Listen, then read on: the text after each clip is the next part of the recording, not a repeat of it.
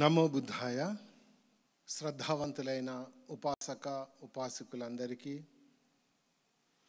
ఈ ఆదివారపు ధమ్మ ప్రవచన కార్యక్రమానికి మైత్రీపూర్వక స్వాగతం. ఈరోజు మనం పాలి నికాయలో అంగుత్తర నికాయలో ఉన్నటువంటి నలుగురు మహారాజులు చతు మహారాజా సుత్త గురించి తెలుసుకుందాం. మరి సుత్త ప్రారంభించబోయే ముందు త్రిరత్నాలైనటువంటి బుద్ధ ధమ్మ సంఘాలకు నమస్కరించి ప్రారంభించుకుందాం. నమో తస్స భగవతో అర్హతో సమ్మా సంబుద్ధస్స. నమో తస్స భగవతో అర్హతో సమ్మా సంబుద్ధస్స. నమో తస్స భగవతో అర్హతో సమ్మా సంబుద్ధస్స. బుద్ధం ధమ్మం సంఘం నమస్సామి. త్రిరత్నాల తర్వాత మా బడాబంతేజీ గారి పాదపద్మాలకు నమస్కరిస్తున్నాను. అలాగే మా గురుబంతేజీ గారి చరణాలకు వందనం.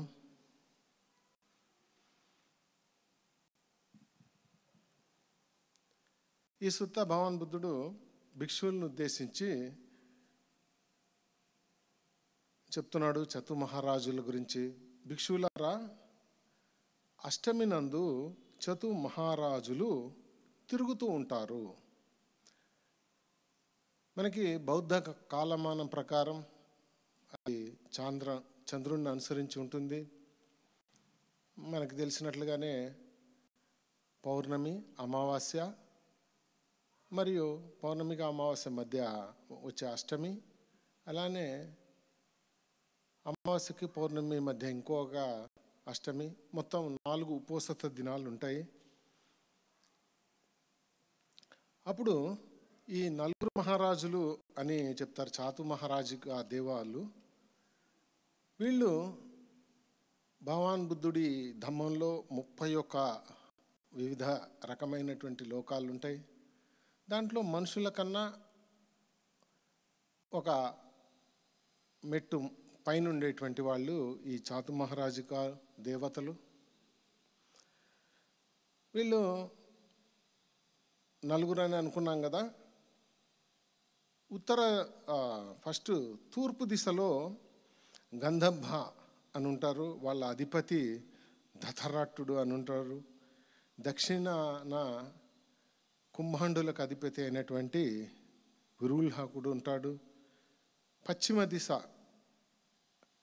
దాంట్లో నాగుల యొక్క అధిపతి విరూపక్క అని ఉంటాడు.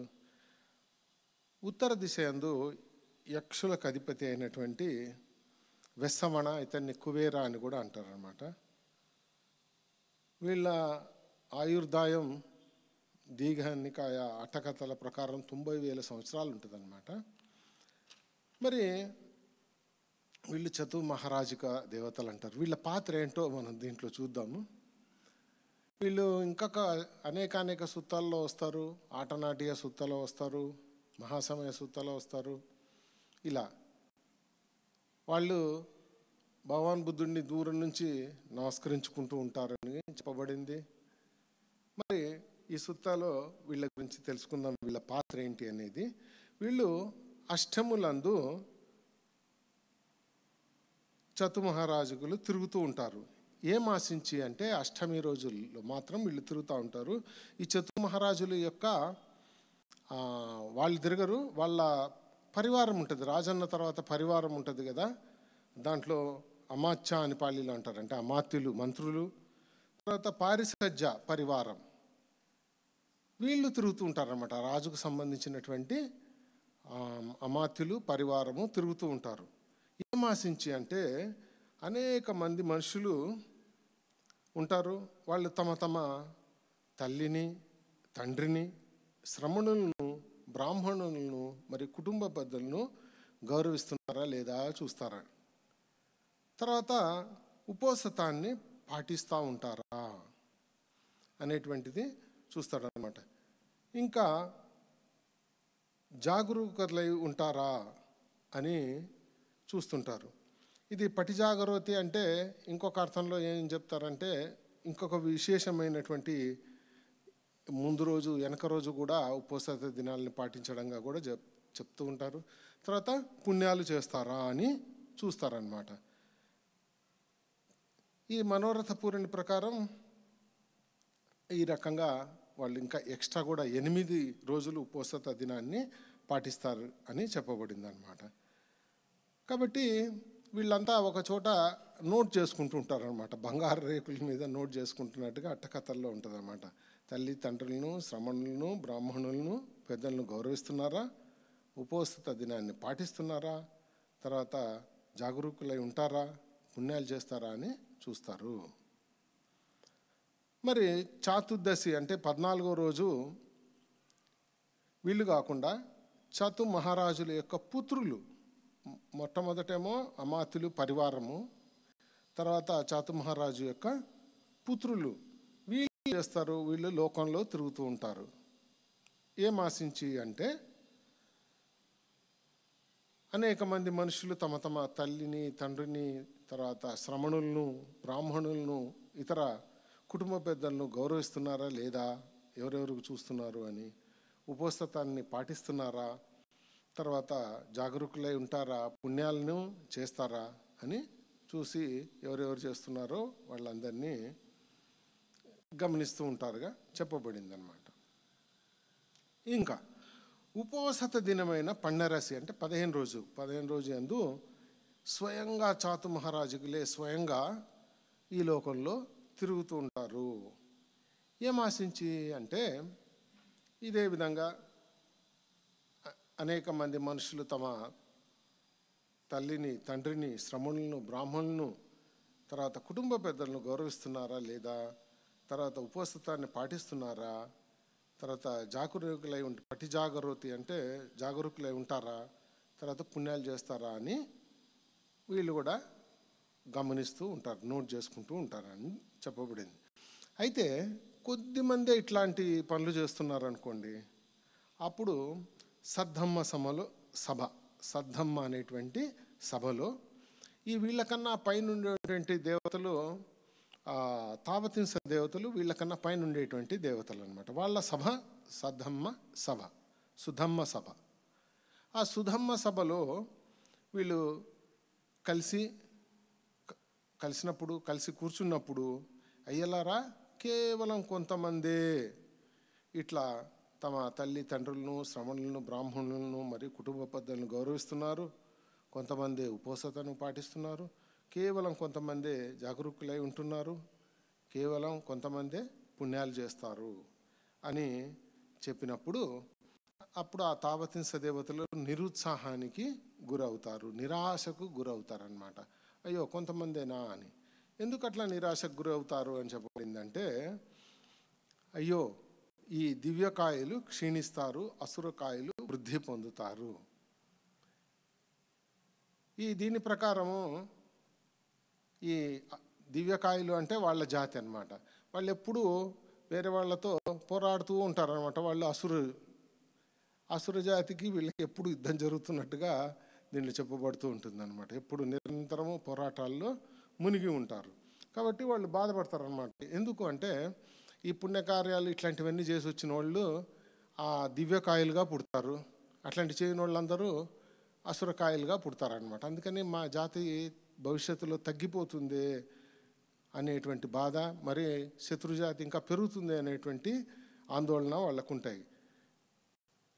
కాబట్టి వాళ్ళు ఇట్లా బాధపడుతుంటారు అనమాట. అయ్యో దివ్యకాయలు క్షీణిస్తున్నారు, అసురకాయలు వృద్ధి పొందుతారు భవిష్యత్తులో అని.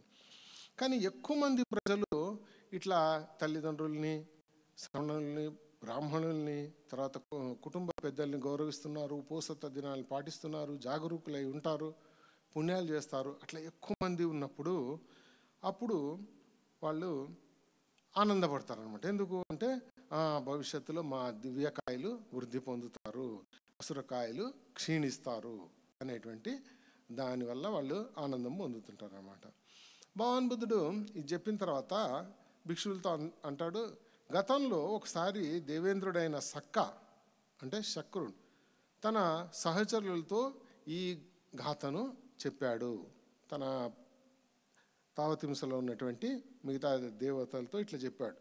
నరులు ఎవరైనా సరే నాలాగా అవ్వాలనుకుంటున్నారో వాళ్ళు చతుర్దశి, పంచదశి, అష్టమిలి యందు మరియు విశేష పక్షాల యందు వాళ్ళు అష్టాంగ ఉపోసత పాటించాలి ఆయన చెప్తున్నాడు. నాలాగా ఇట్లా దేవానమింద అంటారు పాలీలు, అంటే దేవేంద్రుడు అయినటువంటి సక్క నాలాగా అవ్వాలనుకుంటే ఇట్లా ఆ అష్టమి దినాల్లో, చతుర్దశి, పన్నదశిల్లో వాళ్ళు, అంతేకాకుండా ఇంకా విశేషమైనటువంటి దినాల్లో వాళ్ళు అష్టాంగ ఉపోసత పాటించాలి అని చెప్తున్నాడు అనమాట. విశేషమైన దినాలు ఏంటంటే వర్షావాస కాలంలో ముందు వెనక కూడా పాటిస్తారు ఆ ఉపోసత దినాలకి, అట్లాంటివి అనమాట. వర్షావాసం 3 నెలలు పాటించడం కూడా, అది అష్టశీల పాటించడం కూడా దీంట్లోకి వస్తుందన్నమాట. అలా లేకపోయారనుకోండి, వర్షాకాలంలో ఉపస్థత పాటించలేకపోతే ఆ 2 పౌర్ణాల మధ్య, లేకపోతే కనీసం మొదటి పౌర్ణ దినం మరియు ముందు 2 వారాలు పాటించాలి. ఇట్లా అష్టశీల పాటించాలి. అష్టశీల అంటే మన వీరికి ధమ్మాన్ని అనుసరించే వారికి తెలిసే ఉంటుంది. సాధారణంగా పంచశీల ఉంటాయి కదా, నేను ప్రాణి హత్య చేయను, దొంగతనం చేయను, అక్రమ సంబంధాలు పెట్టుకోను, అబద్ధాలు ఆడను, తర్వాత మత్తు పానీయాలు స్వీకరించను, ఈ 5తో పాటు వికాల భోజనం చేయను, తర్వాత నృత్యాలు, గీతాలు, వాయిద్యాలు ఇట్లాంటివి, అంటే ఎంటర్టైన్మెంట్ అనుకోండి, అట్లాంటివి వినను. తర్వాత ఇది కూడా ఉంది, గంధాలు, మాలలు ఇట్లాంటివి, లేపనాలు ఇట్లాంటివి పూసుకోను. తర్వాత ఉన్నతమైనటువంటి దీంట్లో నేను పడుకోను. ఇవి అష్టశీలగా మనం అనుకుంటాం కదా. ఈ అష్టశీలను పాటించాలి, అట్లాంటి వాళ్ళు నాలాగా దేవేంద్రులు అవుతారు అని చెప్తాడనమాట. ఆ తర్వాత పౌర్ణ దినం ముందు 2 వారాలు పాటించాలి అని అనుకున్నాం కదా. పౌర్ణ దినం అంటే ఈ వర్షావాసం 3 నెలలు ఉంటుంది. జూలై పౌర్ణమి నుంచి ఆగస్టు పౌర్ణమి, ఆగస్టు పౌర్ణమి నుంచి సెప్టెంబర్ నుంచి అక్టోబర్, ఇట్లా 3 నెలలు ఉంటుంది. ఒక్కొక్కసారి మొదటి నెల మనం స్వీకరించలేకపోతే ఆగస్టు పౌర్ణమి నుంచి కూడా స్వీకరించవచ్చు. ఆగస్టు నుంచి సెప్టెంబర్ నుండి అక్టోబర్ నుంచి నవంబర్, అట్లా 3 నెలలు ఉంటుంది. తర్వాత మొదటి వస చేసిన వాళ్ళకే పవరణ అనే దినం ఒకటి ఉంటుంది అనమాట. పవరణ అంటే పాలీలో మనం ఆహ్వానించడం అనమాట. ఇందులో ఏం చేస్తారంటే వసవాసం పూర్తయిన తర్వాత ఒక విహారంలో ఉన్నటువంటి అందరిలోకి సీనియర్ అయినటువంటి భిక్కు మిగతా వాళ్ళని ఆహ్వానిస్తాడనమాట. మీరు నాలో ఏమన్నా తప్పులు గమనించారా? అందులో 3 రకాలన్నమాట.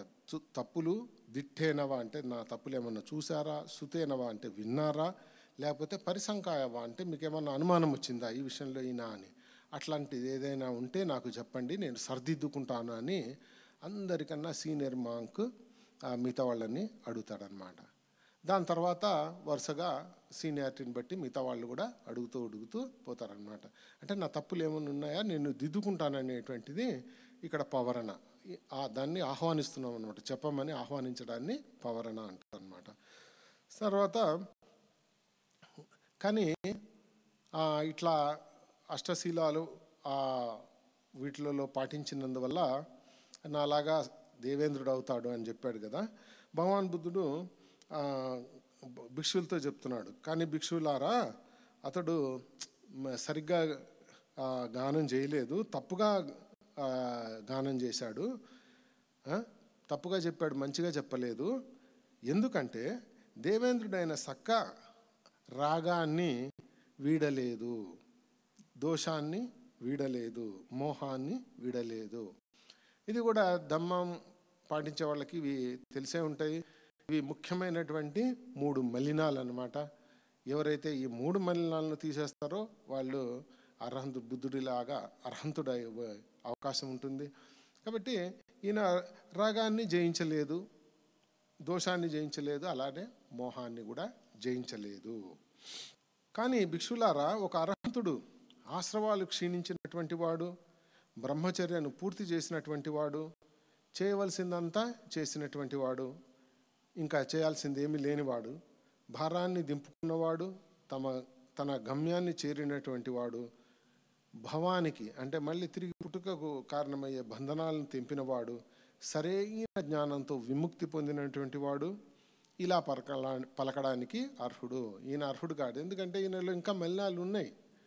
సో భగవాన్ బుద్ధుడి ధమ్మం ప్రకారం ఇట్లాంటివి దేవతలు వాళ్ళకి దివ్య సుఖాలు, దివ్యకాయాలు, ఇట్లాంటివి దివ్యకరమైనటువంటి వాళ్ళకి జీవితం ఇట్లా ఉండొచ్చు, ఆయుష్ కూడా చాలా పెద్ద పెద్ద ఆయుష్ ఉండొచ్చు. కానీ వాళ్ళు మలినాలను వీడనటువంటి వాడు. అంతకన్నా గొప్పది ఏది అంటే భగవాన్ బుద్ధుడు ఇవే చెప్తున్నాడు అన్నమాట. ఈ 3 లోపాలను సవరించుకున్నవాడు, ఈ 3 మలినాలను ఉంచి విముక్తి పొందినటువంటి వాడు, అట్లాంటి వాళ్ళు మాత్రమే ఇట్లాంటి చెప్పడానికి అర్హులు. ఎవరైతే నాలాగా అవ్వాలనుకుంటున్నారో చతుర్దశి పంచదశిలందు, అష్టములందు మరియు విశేష పక్షాలయందు వారు అష్టాంగ ఉపవసత పాటించాలి. సో ఇవి పాటిస్తే కేవలం దేవేంద్రుడు కాదు, అంతకు మించి ఉన్నతమైనటువంటి స్థానాలు చేరుకోవచ్చు అని భగవాన్ బుద్ధుడు చెప్తున్నాడు. రాగాన్ని విడిచిపెట్టేశాడు, దోషాన్ని విడిచిపెట్టేశాడు, అతడు మోహాన్ని విడిచిపెట్టేశాడు. అట్లాంటి వాళ్ళు చెప్పడం సరైనది అని భగవాన్ బుద్ధుడు చెప్తున్నాడు. ఇక్కడ మనం గమనించినట్లయితే ఈ సూత్రాల్లో భగవాన్ బుద్ధుడు శీలం యొక్క ప్రాధాన్యత చెప్పాడు. అలానే ఉపవసత దినాలప్పుడు పాటించవలసిన అష్టాంగ శీల అంటే 8 అంశాలతో కూడినటువంటి శీల గురించి చెప్పాడు. మరి దేవతల పాత్ర ఏంటి అంటే వాళ్ళు భగవాన్ బుద్ధుడు దీని ప్రకారం వీళ్ళు చూస్తూ ఉంటారు అని చెప్పారు కదా, చూస్తూ ఉండి శీలవంతుల్ని రక్షించడమే వాళ్ళ పని. ఎందుకంటే ఇట్లా అయినప్పుడు వాళ్ళు మన లోకంలోకి వస్తే మనకి ప్రయోజనకరంగా ఉంటుంది. అలానే అసుర లోకంలోకి వెళ్తే వాళ్ళకి మనకి శత్రువులా తయారవుతారు. కాబట్టి వీళ్ళ పని ఏంటంటే తిరుగుతా ఎవరు పాటిస్తున్నారు, ఎవరు మంచి శీలవంతులు అని చూసి వాళ్ళను కాపాడడమే లక్ష్యంగా చెప్పబడింది అన్నమాట. అంతేగాని